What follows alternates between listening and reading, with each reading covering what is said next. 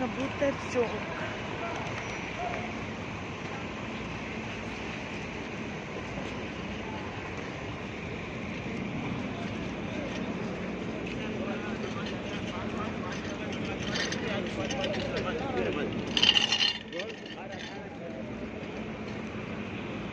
ये सारी गाड़ियाँ आई हुई हैं जो कि इनमें है अफ्तारी के लिए चीज़ें,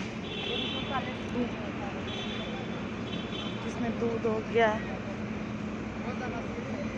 ज़मज़म पानी, केक, बिस्किट्स, सब कुछ ये अभी से ही आ गई हैं और हरम में लेकर जाना शुरू हो गए हैं। अफ्तारी की तैयारी अभी से ही इन्होंने पैकिंग करना शुरू कर देंगे ना। ये है कबूतर चौक।